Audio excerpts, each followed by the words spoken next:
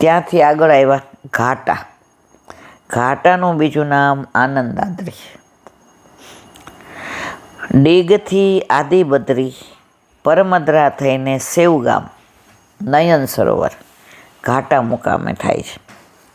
જુઓ, ડીગથી આદિબદ્રી, પછી પરમદ્રા. આની અંદર આવશે, નહીં આવે તો હું પરમદ્રાનું કહીશ. સેવગામ, સેવગામને નયન સરોવર કહે છે. ઠાકોરજી અને સામનેજી બેએ વિહાર કરતાં કરતાં પોતાના નેત્રો બે આમ કરીને પ્રતિબિંબ પડ્યું, એટલે એ પ્રતિબિંબ રિફ્લેક્ટ થયું, એટલે આનું સરોવરનું નામ પડ્યું નયન સરોવર. ઘાટા મુકામ થાય. પછી યાત્રા ઇન્દુલેખા સખીના ગામ ઇન્દ્રોલી થઈને કામવન જાય છે. પછી ઇન્દુલેખા સખીનું ગામ કયું? ઇન્દ્રોલી. ઇન્દ્રોલી થઈ અને કામવન જાય છે. હવે આ રસ્તો કામવનનો ચાલુ થયો. ડી ગયું ઘાટા, હવે આવ્યું પરમદ્રા. જો મેં કીધું નહીં હોય તો હું કહીશ. પરમ મંદિરનું અપભ્રંશ થયું લાગે છે. પરમદ્રા તે પ્રમોદવન પણ કહેવાય છે. શ્રી કૃષ્ણના સખા શ્રીદામાજીનું આ ગામ છે. આપણે ગયા હતા, યાદ છે? લીલી પરિક્રમામાં 18માં, 12 ને 18માં બેયમાં તમે હતા ને? 8માં નહોતા. હવે વલ્લભ કૃપા કરે, જીવતા રાખે તો 26માં તમારે ત્રીજી થાય. મારે ગણવાની ન હોય. ભગવત નામ ગણો તો ઠાકોરજી કે અરે રે પ્રેમે તું ગણી ગણીને કરસ. ઓલા ઘણાય નહીં કહેતા, આ જરાય ન બોલે, જોખી જોખીને બોલે. એમ અત્યારે પ્રેમે આપણે ગણી ગણીને કરીએ છીએ. ઠાકોરજી કે તું ગણી ગણીને કર, હું તો અગણિત કરીશ. કેટલું આપે છે, કેટલું ધ્યાન રાખે છે, કેટલી કૃપા કરે છે. બહાર કહે છે મેં આમ કર્યું, અને આપણે તો કોકને 5 રૂપિયા આપ્યા હોય તો 50,000 વાર કહીએ. રિક્ષા માર ભેગા આવે તો હું તો ઘણી વાર 5 ન લઉં. ઓલા બેનને તો કાપો તો લોહી ન નીકળે. અરે મારા વાલા, 5 રૂપિયા માટે થઈને આવું બોલો તમે? તમારું દ્રવ્ય સારું હશે કે તમે એ બેનને લઈને આવો છો તો એકાદ વાર માનો કે નથી લેતા, તો એ તમારા 5 રૂપિયા સારા હશે એટલે સારામાં વપરાય છે. નહીં તો 500 રૂપિયા ઇન્જેક્શન મુકાઈ આવો, દવા લઈ આવો, જાઓ. તો કોઈને કહેતા નથી અરે ડૉક્ટર 500 લઈ લે છે. ત્યાં તો કે બાપા ડૉક્ટરને તો દેવા જ પડે ને. કાં આ 5ની ગણતરી કરો છો ને એટલે 500 જાય છે. પરમદ્રા શ્રી કૃષ્ણના સખા શ્રીદામાજીનું ગામ ગણાય છે. વ્રજમાં બધા તીર્થાદિની આધિદૈવિક ભાવનાથી આને સુદામાનું ગામ પણ કહે છે. વાસ્તવમાં તે ગામ તો પોરબંદર સૌરાષ્ટ્રમાં છે. અહીં શ્રીદામાજીનું મંદિર કૃષ્ણકુંડ છે. અહીં પ્રભુ શ્રીદામા સાથે મુરમુરા હારી ગયેલા. મુરમુરા એટલે મમરા. અહીંથી નીમ ગામમાં નિંબાર્ક સંપ્રદાય સ્થાપક નિંબાકાચાર્યનું સ્થાન છે. ક્યાં? પરમદ્રાથી આગળ જતા. બોલો વલ્લભાધીશ હરિરાય વાંગ મુક્તા. વલ્લભ વલ્લભ વલ્લભ.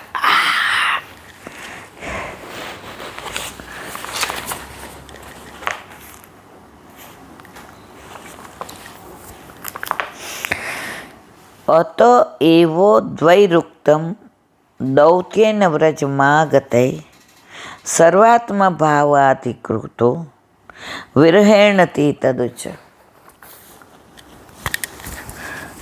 કાલે મેં ઇન્ટરવ્યૂ એક જોયું, એમાં લખ્યું હતું કે બધું ભગવાન કરાવે છે તો આપણે ખોટું કેમ કરીએ છીએ? જે જવાબ સરસ આપ્યો. આંખ પ્રભુએ આપે છે, શું જોવું એ આપણે નક્કી કરવાનું. પછી શું આપણે જોઈએ છીએ એના પરથી ફળ મળે. કાન પ્રભુએ આપ્યા છે, શું સાંભળવું એ આપણે નક્કી કરવાનું. પછી એનું ફળ પ્રભુ આપે છે. મોઢું પ્રભુએ આપ્યું છે, અસમર્પિત લેવું કે ખોટું બોલવું, કે ગુણાનુવાદ કરવા કે સમર્પિત લેવું, એ આપણે નક્કી કરવાનું. એ તું જે પ્રમાણ કર એ પ્રમાણે ફળ પ્રભુ આપે. કર્મણી એવસ્ય અધિકાર મા ફલેશું. એ કે સવારે ઘણી ગાડીઓ આંગણામાં પડી હોય, અનાધિકાર, તિરસ્કાર, અધિકાર. હવે કઈ ગાડી લઈને જાઓ છો તો અકસ્માત ન થાય તમારે જોવાનું. તિરસ્કાર લઈને જાઓ તો રસ્તામાં એવું જ થાય, અધિકાર લઈને જાઓ તો એવું થાય. તમારે નક્કી કરવાનું જ કે તમારે કઈ ગાડી વાપરવી જીવનમાં. જેવી ગાડી વાપરશો એવું ફળ પ્રભુ આપશે. આ તમારી જીવન ગાડી છે.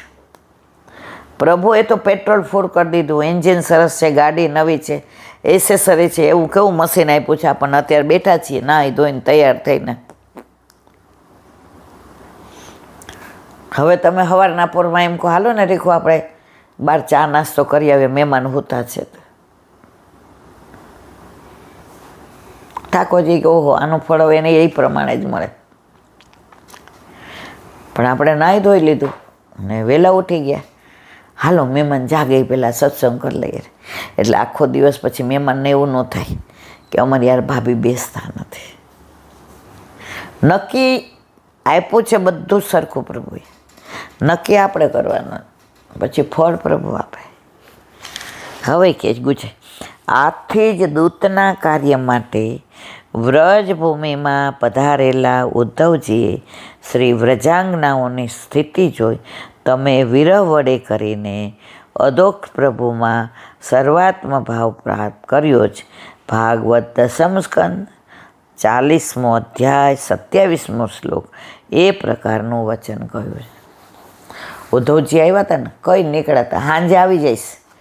ઠાકોરજી કે જાતો ખરો, પછી વ્રજ નક્કી કરશે તારે ક્યારે પાછું આવ, તું નક્કી નહીં કર.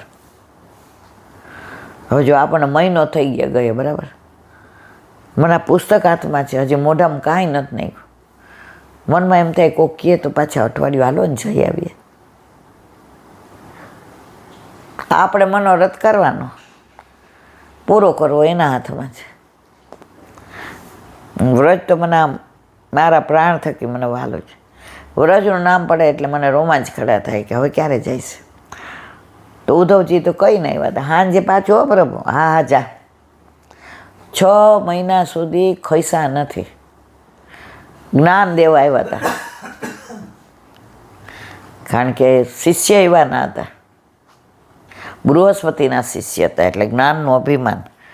જો ગોપીઓ કણકણમાં છે ઠાકોરજી, વ્યાપક બ્રહ્મ છે, પરબ્રહ્મ છે. ગોપી કે બેસ છાનું મને, એને હાથ પગ નથી, એ નિરાકાર છે. ગોપી કે ગોવર્ધન ધારણ કર્યો એ હાથ કયો હતો હે ઉદ્ધવ? ગાયો ચરાવવા જતો હતી, પગ કયા હતા ઉદ્ધવ? અમારે યારે રાસરાયમાં એ ચરણ કયા હતા ને આલિંગન કર્યું ત્યારે બાહુ કયા હતા? છા કરો તો ત્યારે તારા બ્રહ્મનું મોઢું કયું હતું? યમુનામાં કૂદતો તોય શરીર કયું હતું?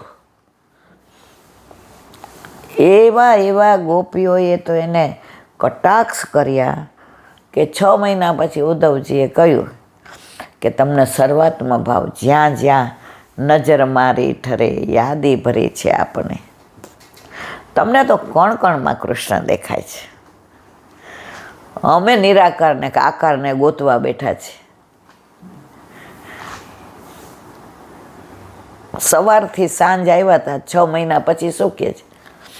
પ્રભુ મને બનાવવાનો તો વ્રજની ગુલમલતા બનાવજો, કે ગોપીઓ જાય આવે જળ ભરે તો એમના ચરણની રજ ઉડે, ઝાડ ઉપર ન પહોંચે પણ નીચે ઉડે. તો ગુલમલતા આટલું નાનું મારા ઉપર પડે ને, મારો જન્મારો સફળ થઈ જાય. સર્વાત્મ ભાવ, સર્વાત્મ ભાવ આવી જાય પછી તમને કોઈના દોષ જ ન દેખાય. આનામાંય ભગવાન છે, કીડીમાંય છે, પક્ષીઓમાંય છે ને બધામાં. પછી તમને કોઈ યારે દુશ્મનાવટ ના લાગે,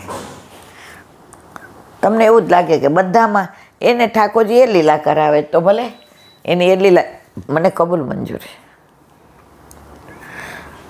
ઠાકોરજી નહોતા ને ઘરમાં ત્યારે બહુ થતું, મને આણે આવું કર્યું, મને આનાથી વંચિત રાખી, મારી હારે અન્યાય થયો.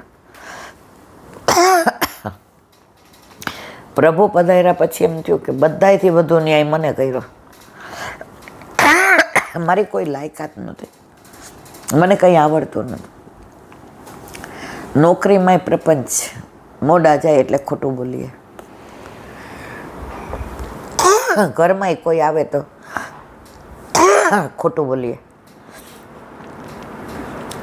અને છતાંય પ્રભુ પધાર્યા, આપણા દોષ જોયા નહીં. એ દોષને એવા નિર્દોષ કરી દીધા કે હવે એક શબ્દ ખોટો બોલવો હોય તો 15 વાર વિચાર કરીએ કે આ બેઠો બેઠો સાંભળે છે અને સાંજે જવાબ માગશે સત્સંગમાં, માં હવે શું જરૂર પડી તમારે આવું ખોટું બોલવાની? તમને મારા ઉપર વિશ્વાસ નથી? તમે સાચું બોલ્યા હોત તોય તમને કોઈ કશું ના કહેત. માં તમે મારા ઉપર વિશ્વાસ રાખો. મેં હો ના ઘરમાં મને વલ્લભે પધરાવી દીધો છે, માં તમે આ બધું ના કરો. તો ધીમે ધીમે આપણે કેવા થઈ ગયા? લીસા થઈ ગયા. હવે કાંઈ થાય એટલે સાચું જ કહી દે, ના ભાઈ આમ નહીં આમ હતું, કાંઈ વાંધો નહીં મમ્મી થાય એવું.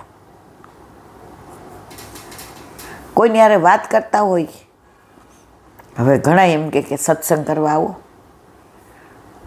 પહેલાં તો બધે હાથ પાડી અને મને ગમે છે બધાને ઘરે જાઓ. એટલા બધા વૈષ્ણવ હોય, એટલા બધા વૈષ્ણવના હૃદયમાં બિરાજેલા ઠાકોરજી હોય, એ કેવી લીલા કરતા હોય, એટલા બધા વૈષ્ણવો ત્યાં આવ્યા હોય દરેક જગ્યાએથી, એના મને દર્શન થાય. તો 1-2 વાર ખોટું બોલી મહેમાન, પછી ખીજાણા વલ્લભ કેમ? હવે સાચું છે, તમારું ઘર બહુ દૂર છે ને દાદા હવે ગાડી નથી ચલાવતા અને ડ્રાઈવર છે નહીં, એટલે હવે થાકી જવાય છે. હવે દાદા ના પાડે. પછી ઓલા આગ્રહ કરે ગાડીની વ્યવસ્થા, હા તો આવીએ. અને પાછા ઘણા હવે કોઈ નથી પૂછતું, પહેલાં પૂછતા ન્યોછાવર. અરે મારા વાલા ભક્તિ ન્યોછાવર લઈએ ને તો આ રૂઆ એ જીવડા પડે, કોઢ નીકળે કોઢ. ઠાકોરજી આપણી પાસે કાંઈ લયું? આ ઠાકોરજી આપણે ઘરે પધરાવી દીધા, વલ્લભભાઈ કીધું હપ્તા આપો. હે તો મારા વાલા ભક્તિના પૈસા ના લેવાય. ગાડી કોઈની ન વપરાય, પણ હવે મજબૂરીને બીજું નામ મહાત્મા ગાંધી. તમારાથી ચલાવાતું હતું, 6 મહિનાથી ને બંધ કર્યું, બરાબર? તમે કહો મારથી નહીં ચાલે, અને વ્યાજબી છે, ઉંમર તબિયત. તો કોઈક વાર ખોટું બોલી જતી હતી. પછી વલ્લભ ખીજાણા, સાચું કહેવામાં શું જાય છે? અને સાચું કહીએ એટલે યાદ ન રાખવું પડે. સાચું કહીએ એકવાર જ એવું લાગે, પછી કોઈને તકલીફ ના પડે. તો પ્રભુ તો સત્યમાં માનવાવાળા છે. બોલો વલ્લભાધીશ. દયારામભાઈના ચંદ્રાવલા, 18મું ચંદ્રાવલો ચાલે છે. નામ કંઈ ન બને તો નામ જાપ કરો. રાધે રાધે, શ્રી કૃષ્ણ શરણમ, વલ્લભ વલ્લભ, વિઠ્ઠલ વિઠ્ઠલ, વિરજા વિરજા, બધા સ્વરૂપો એક જ છે. તમને જે મનમાં આવે એ બોલો. એક બેન કે મને એક જ નામ આમ તન્મય થઈ ગયું. મેં શું? વલ્લભ વલ્લભ, શ્રીમદ વલ્લભ. લીલાબેન આ સત્સંગ નહોતી સાંભળતી ત્યારે વલ્લભને ઓળખતી નહોતી. મને એમ થાય છે ગુરુ. હવે તો એમ થાય ઓ આ વલ્લભ જે આપણા માટે ગોલોકનું આટલું મોટું સુખ છોડીને ભૂતલ પર પધાર્યા છે, અને એના સેવક. ગૌરવ છે આપણને કે આપણે વલ્લભના છીએ. ઓલા કૃષ્ણદાસ મેઘન ના કૃષ્ણદાસ મેઘન 35 રતલના એટલે 35 શેરના સ્નાન કરતા નદીમાં કનોજ. અને ઓલા વાસુદેવ છકડા 120 કિલોના સ્નાન કરવા આવ્યા, ધૂપકો માર્યો તો ઓલાને છાંટા ઉડ્યા. ઓલા દૂર જઈને ના એમ તોય છાંટા ઉડાડવા ગયા. ઓલા સ્નાન કરીને બહાર નીકળવા જાય એટલે છાંટા નાખે એટલે પાછા ત્રીજી વાર નાખ્યા. કૃષ્ણદાસ મેઘને વાસુદેવ છકરાનો આટલો જાડો હાથ પકડી લીધો. એ કે હું કોણ છું ખબર છે? આ મનમાં શું બોલે? શ્રી કૃષ્ણ સરનામામાં તરફડિયા મારે પણ છૂટે નહીં. વાસુદેવ છકડા કે આખા છકડા ઊંધા કરું ના 35 રતલિયો મને. ભાઈ છોડ. ના. છોડી દ્યો ભાઈ. ના. હવે જળ ઉડાડીશ? નહીં ઉડાડો. પણ તમે કોણ છો? આપણે હવે શું કહી? ઈલાબેન દેસાઈ બેસ છાની મની. એણે જવાબ આપ્યો. કૃષ્ણદાસ મેઘન ન કહ્યું, હું વલ્લભનો સેવક છું. વાસુદેવ છકડા કે વલ્લભના સેવક આવા તો વલ્લભ કેવા હશે? એ કે મને લઈ જા. વલ્લભે ના પાડી હતી.